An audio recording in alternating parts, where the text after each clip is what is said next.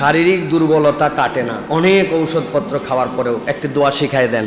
প্রিয় ভাইরা, নবী করিম সাল্লাল্লাহু আলাইহি ওয়াসাল্লাম ইমানদারদের জন্য বহু ধরনের দোয়া শিখিয়েছেন। নবী করিম সাল্লাল্লাহু আলাইহি ওয়াসাল্লামের পক্ষ থেকে এগুলো আমাদের জন্য নিয়ামত, আল্লাহ রাব্বুল আলামিনের পক্ষ থেকে জেনে বুঝে এই দোয়াগুলো শিখেছেন। নবীজি একটা দোয়ায় তিনটা বান্দাদের জন্য নিয়ামতের কথা বলেছেন। একটা আল্লাহ নবী বলছেন, আল্লাহুম্মা আফিনি ফি বাদানি, আল্লাহ তুমি আমার শরীরকে শেফা দান করে দাও। আল্লাহুম্মা আফিনি ফি বাসারি, আল্লাহ তুমি আমার চোখকে নিরাপত্তা দিয়ে দাও, শেফা দান করো। আল্লাহুম্মা আফিনি ফি সামঈ, আল্লাহ তুমি আমার কানকে ভালো করে দাও। এরপরে তিনি বলেছেন, লা ইলাহা ইল্লা আনতা, তুমি ছাড়া কোনো ইলাহ নাই। এই দোয়াটা মুহাদ্দিসরা ব্যাখ্যা করেছেন। আল্লাহ রাব্বুল আলামিনের রাসূল বললেন, আল্লাহ তুমি আমার শরীরকে ভালো করে দাও। এরপরে কিসের জন্য দোয়া করলেন? চোখের জন্য আর কানের জন্য। প্রত্যেকটা মানুষের জীবনে একটা ইনপুট আছে, ব্রেন যে প্রসেসিং করে, ওই প্রসেসিং এ মানুষের জীবনের ইনপুট হচ্ছে দুইটা, চোখ আর কান। আপনার চোখ যদি না থাকে আর কান যদি না থাকে, আপনি ব্রেনের কোনো কিছু প্রক্রিয়া করার মতো নিতে পারবেন না।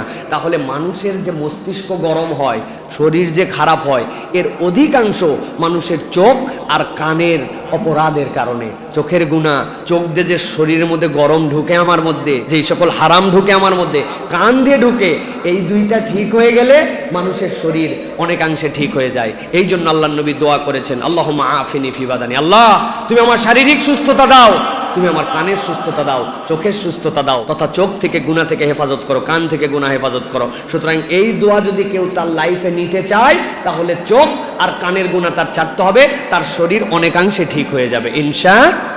তাহলে একবার পড়েন, আল্লাহুম্মা আফিনি ফি বাদানি, আল্লাহুম্মা আফিনি ফি সামঈ, আল্লাহুম্মা আফিনি ফি বাসারি, লা ইলাহা ইল্লা আনতা, তুমি ছাড়া আমাদের কোনো ইলাহ নাই। এই দোয়া করেন, ইনশাআল্লাহ আল্লাহ রাব্বুল আলামিন আপনাকে শারীরিক দুর্বলতা কাটায় দিবেন।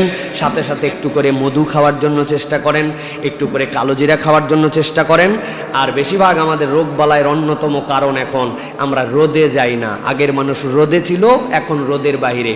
সকালবেলার রোদে খালি গায়ে যদি একটু দৌড় ঝাঁপ আমরা করতে পারি, দেখবেন শরীরের মধ্যে অনেক এনার্জি। আমাদেরকে খালি ভিটামিন ডি খাওয়ায়া আমাদেরকে শেষ করে ফেলতেছে। প্রিয় ভাইরা, আমরা রোদে যাই না, নানান সমস্যা, ওষুধ খাইয়ে শেষ, কিন্তু শরীরে ভিটামিন ডি নাই। কোনো ওষুধ শরীরের মধ্যে অ্যাক্টিভ হতে পারে না ভিটামিন ডি না থাকলে।